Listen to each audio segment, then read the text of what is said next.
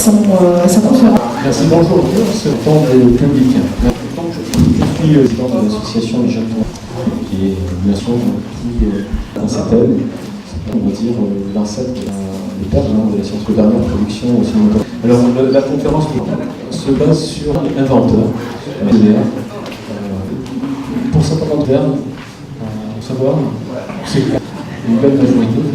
Est-ce que Jules Verne était que je l'ai étudié pendant quelques années, au centenaire de Lacan. Et chez les universitaires, j'ai pu lors de cours. Et j'ai pu le présenter en tout cas.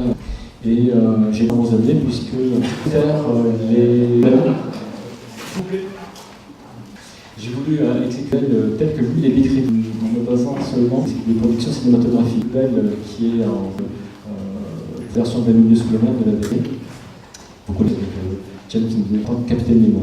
Alors, dès que j'ai commencé quand même à le tête, je vais vous présenter ce gilet. Il faut que Jules Verne avait sa vision, qu'il ne commandait pas son éditeur Hetzel, qui se chargeait de faire les illustrations qui sont toujours absolument magnifiques. Il y a quelques incohérences, comme moi, marketing, j'ai travaillé par la télévision. Lorsqu'on doit passer, on ne se compte besoin réellement de dimension, à savoir si les droites tombent juste. Et à relever ces incohérences, là, les illustrations sont d'exception, très jolies d'exception.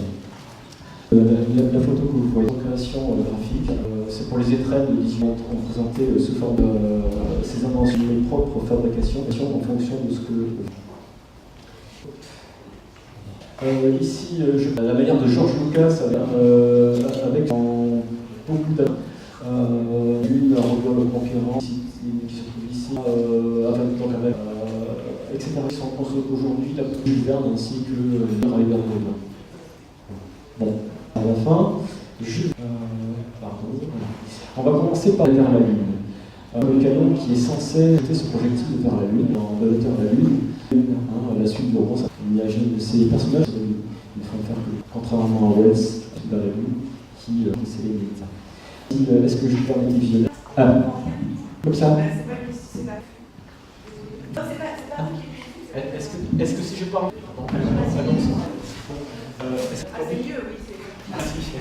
Alors, est-ce que Jules Verne, Jules Verne que tous connaissent, et Lupin qui est né à Dogmatique de bon nombre d'annotations. C'était un petit rigolo. Et s'il n'avait pas qu'il a formé, qui a fait il serait des opérettes, il serait pas totalement, mais c'est Hetzel qui l'a. On parle de science-fiction avec ce sont des romans de la science, c'est un prétexte pour lui. Hetzel donc il a poussé dans ça et il s'est servi de la science, puisque Jules Verne est en 1905, pour réaliser des romans. On base effectivement une science-fiction au sens d'entendre. Les inventions de Jules sont avant tout des faits d'inventeurs issus de lui, comme étant les fameux la fusée, etc. Jules Verne ne s'était jamais posé ce que c'est une invention. Il faisait intervenir des personnages comme le capitaine Necrontibus, qui était gros que nature, son fameux Albatros. Ce sont très tristes. Je vais vous démontrer les visions de Jules Verne, parce que j'ai voulu m'en excuser, ça a tout de travail. Et le fait d'en dire, il a inventé la fusée, et là où se trouve Cap Canaveral, et toutes les fusées tout simplement parce que l'époque, il y avait des scientifiques qui avaient fait de mettre une sorte de bénéficier de leur envoyer peut-être pas sur le mal. Donc c'est pour ça qu'on voit le ride étant pas pour mettre ce fameux canon. Pourquoi est-ce que j'ai comme ça? Non, ça ne fonctionne pas comme ça. En question, il est fait 300 mètres de long normalement.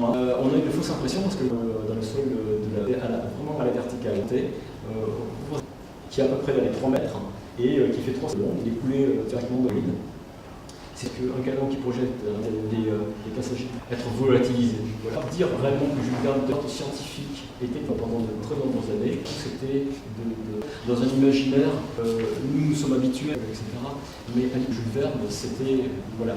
Le projectile de la par Monteau, je crois, un joli petit véhicule très effilé, on le voit en direct des choses. Voilà, voici l'intérieur. C'est que le projectile est beaucoup plus ramassé, coulé en aluminium, fait à peu près dans les 3 mètres. Ça, c'est de Jules Verne, tel que j'en ai fait un plan de dimension, petit ouvert pour montrer. Voilà l'aménagement de projectiles. Il y a 3 personnages qui doivent cohabiter, plus un chien. Des coqs, des poules. Voilà. C'est vraiment une paradisiaque dans le roman, mais qui n'est pas comme ça. Ce sont des cloisons brisantes qui amortirent le choc du départ. Donc voilà, il y a de l'eau, c'est assez rigolo. En revanche, Jules Verne n'a pas plus d'imagination, mais une image qui passe totalement inaperçue. On avait relevé jusqu'à ce que. C'est un petit appareil jeune. Jules Verne était pique de chercheurs gazeux. Un cerveau et des plantes, etc. qui circulent. Il s'est servi de cette expérience scientifique, de cette machine-là, mettre en évidence les œufs. Processus, il a fait que cette gêne pour que ça puisse respirer tranquille du voyage assez fin, et il est à un tel point que c'est lui qui soudain prend le relais, la réalité scientifique, l'aménagement avec etc., etc. est censé être l'un du projectile. Nous allons passer à ce sujet. Je vous prie de me pardonner parce que 20 minutes ça passe. Nous allons passer et projectile, c'est toujours dans de la Verne, c'est le moment où très rarement il se peut. Il a l'expérience avec ces trois hôtes et il projette à l'avenir en disant que les trains de projectiles, à savoir individuellement dans l'espace, pour former, faire le tour de la Lune, création sous forme de modèle, l'original qui était Jules Verne se projette à l'avenir de voir ce que pour des inventions. Sinon, Verne se passe dans un présent qui est le 19e siècle. Vous le connaissez tous. Dans un milieu sous les mers, deux plans magnifiques, rien à dire, de magnifiques décors. Design pour le Nautilus, c'est de design, mais Jules Verne le pratique. Son véritable Nautilus, un poisson, un rostre, un aileron de général, un riz. Voilà, un petit phare qui permet de percer sous-marin. Et le Nautilus de Jules Verne, cette forme un peu étrange sur laquelle repose ses. Mais le Nautilus, un cigare à bout écrit de Jules Verne. Les sous-marins existaient à cette invention-là. Une invention qui était très très reliée des objets, des véhicules beaucoup plus intéressants. De la version Julius, d'une maison bourgeoise avec son alignement de bibliothèque, cuisine, fumoir, etc. C'est cette bâtisse-là, dans l'intérieur d'un véritable Nautilus de Verne. Donc nous ne sommes pas dans le design, réellement dans le des choses. C'est la fenêtre de Jules Verne fonctionne à l'électricité. Pas l'électricité de M. Curie, que seuls des inventeurs inconnus possèdent. On ne sait pas un autre prétexte de Jules Verne, ces véhicules, et sur la des matériaux, etc. Il n'est pas du tout inventeur, je le répète, basé sur les inventions de son époque. Donc ça c'est pour le Nautilus. Vous voyez qu'on est loin de cette. Jules Verne, 69 de Jules Verne, qui était partie de mes préférés. Pardon, excusez-moi, je ne sais pas toujours facile. De l'Albatros,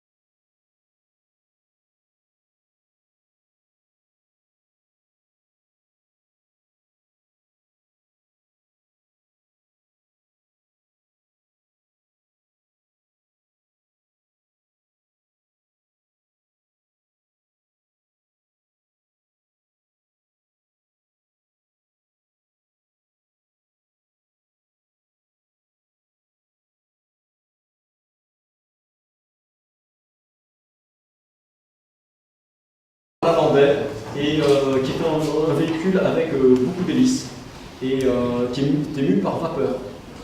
Beaucoup de véhicules et d'inventions ainsi que la technologie, c'était la vapeur, d'où le steampunk. Ça vient de là. Jules Verne faisait fonctionner ces véhicules à l'électricité. Ici, nous avons une adaptation cinématographique de Maître du Monde, qui est plus en fait Robur le Conquérant. On voit un petit peu toutes les hélices, mais voilà la version que le public connaît de l'Albatros. Mais réellement, l'Albatros de Jules Verne, c'est ce magnifique objet, qui est un bâti de bateau, qui a en lui l'imaginaire, le voyage. Et il a simplement mis des hélices et des mâts au-dessus de ce bâti. Et il fait que ces personnages traversent le monde, les territoires, au même titre que le Nautilus. En fait, l'Albatros est le Nautilus désert. Les gravures représentent pour certaines, on voit ici des câblages, malheureusement la photo est un petit peu petite, mais des câbles qui permettent de maintenir la rigidité de ces mâts. Il y en a 37. Ça c'est la gravure, mais il semblerait que l'illustrateur ait un petit peu travaillé lui-même sur cette idée de mât, et il s'est dit, bon, puisqu'il y a des mâts qui maintiennent des hélices, il faut rigidifier l'ensemble. Un peu comme les câbles qui maintiennent les antennes de télévision. Sauf que Jules Verne ne les décrit pas, il n'explique pas. Pour lui, en fait, les mâts qui sont là, ce sont des axes d'hélices. Vous imaginez 37 mâts comme ça, 37 axes qui sont sur un bateau, il est absolument invivable. Le pont de l'Albatros est invivable, on ne peut pas se tenir à quelque chose. Voilà. Donc si Jules Verne avait été réellement inventé... Chers citoyens de Geekopolis, le festival dans un festival, le premier festival de science-fiction virtuelle après la fin du monde, ouvre immédiatement ses portes en salle Gallifrey au -1. Voilà, Jules Verne s'était basé sur des inventions. Ici, nous avons un merveilleux moteur de Renard et Krebs qui a équipé quelques véhicules. C'était expérimental. Ici, nous avons un moteur électrique qui existait réellement, qui avait propulsé un ballon dirigeable qui s'appelait La France en 1880 et quelques. Et Jules Verne s'est emparé de cette création-là, de ce moteur-là, pour équiper son Albatros. Voilà.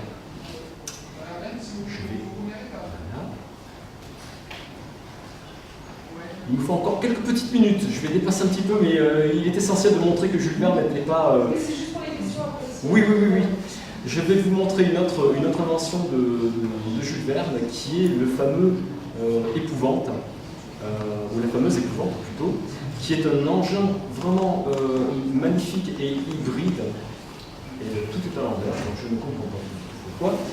Vous connaissez peut-être Maître du Monde, qui est la suite du roman de Robur le Conquérant, qui met en scène Robur le Conquérant quelques années après, et il revient avec une nouvelle invention qui s'appelle l'épouvante, qui est un engin multifonctionnel, très très beau. C'est à la fois un bateau, c'est à la fois un sous-marin, une voiture qui roule à 250 km/h sur les routes caouteuses de l'époque, et c'est à la fois non pas un avion, mais bien un ornithoptère. Un ornithoptère qui est censé reprendre le battement des ailes d'un oiseau pour pouvoir se propulser dans les airs. Jules Verne a rassemblé toutes ces choses-là dans un seul et unique véhicule, et voilà comment il est représenté sur les dessins originaux, avec quelques énigmes concernant l'aménagement du pont, etc. Alors que là, on le voit avancer dans l'eau, mais il faut savoir que le véhicule tel que Jules Verne le décrit n'est absolument pas du tout comme ça. Là, ici, on a une forme d'oiseau presque posée au sol avec une plus grande roue à l'arrière et des petites à l'avant pour donner peut-être un caractère aérodynamique, mais c'est surtout comme ça que étaient les roues de l'époque. Il y a toujours une roue plus grande à l'arrière qu'à l'avant. Le véritable engin et véhicule imaginé par Jules Verne, c'est cette forme de torpille qui prend son inspiration de la jamais contente, qui est la voiture électrique du Belge Genasi, qui en 1898 ou 99 avait eu le record du monde de vitesse, et son véhicule est un véhicule électrique. tous les véhicules quasiment de Jules Verne sont des véhicules électriques. Donc c'est inspiré de cette invention-là pour la forme générale, et il en a fait une sorte de, enfin c'est un engin hybride que vous voyez là, avec de toutes petites roues qui font 60 cm de diamètre. Ça fait 60 cm de diamètre pour une longueur de 10 mètres. Et vous voyez quand même l'empreinte zéro. Vous imaginez ça sur 250 km/h lancé sur des routes de cailloux. Donc Jules Verne n'est pas du tout inventeur. Jules Verne c'est la magie de la plume qui entre en jeu dans ce cas-là. Et on a trop vite oublié le caractère improbable de ces inventions. La science, je le répète, était un prétexte pour lui. Si on l'avait laissé, il aurait fait vraiment toute autre chose. Voilà. Et donc cet engin a des ailes qui se déplient comme un éventail. Et nous avons à peu près le même type d'engin avec le Léol de l'inventeur Clément Ander, qui avait pour la première fois volé, c'est le premier vol qui est non officiel, puisqu'on donne ça, la primeur aux frères Wright. Mais malheureusement, à l'époque, quand Léol a fait ses essais sur Ander a fait ses essais sur son Léol, avec son Léol, il a réellement décollé du sol, mais il n'y avait pas d'officiel pour entériner cet exploit-là. Et l'aménagement de l'épouvante de Jules Verne, c'est quelques écoutilles fermés hermétiquement, et il y a à l'avant la machinerie, le poste pour le rebure, etc., etc. Voilà, je vais terminer donc sur ce véhicule-là pour vous dire que d'abord bravo pour vos costumes et pour le thème que vous avez choisi. C'est vrai, Jules Verne, on le fait passer pour un visionnaire, pour un inventeur, pour le gars qui a inventé tout et qui donnait cette noblesse à la science-fiction. Pour moi, qui étudiais à la fois Wells et Jules Verne, c'est plutôt Wells qui était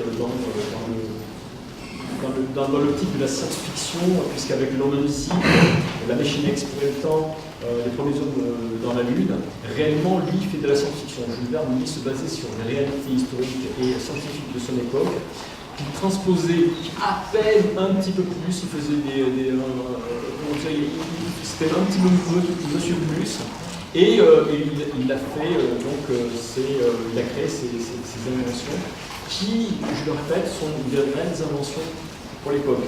L'épouvante n'a pas existé en tant que telle, mais il y a eu des inventeurs qui ont inventé des machines multi-usages qui, pour lui, pouvaient rouler sur le sol, descendre au fond de l'eau.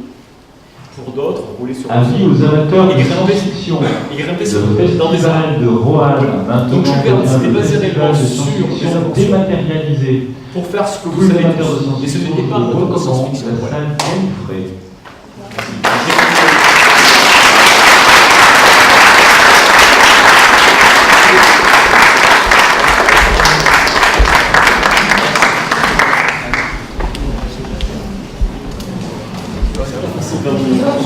Pas facile du tout. J'aurais pu vous développer. Si vous avez des questions, n'hésitez pas. Si vous avez des questions, restez.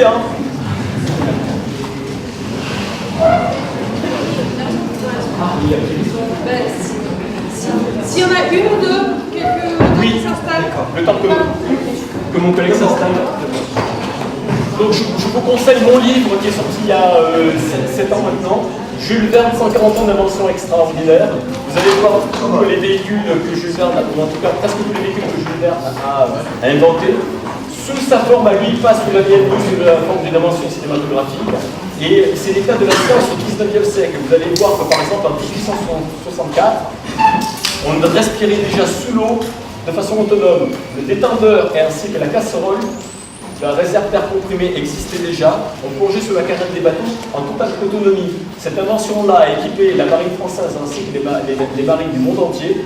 Cette invention-là a totalement disparu, a été oubliée et ça a été réinventé en 1928 par Le Prieur qui a réinventé le détendeur et qui a été amélioré par la suite par le commandant Cousteau, que vous connaissez certainement, dans les années 40, et on fait passer l'invention du scaphandre autonome pour être une invention du commandant Cousteau. En 1864, l'invention existait déjà, et bizarrement, elle a totalement disparu des esprits, et on l'a réinventée. Voilà.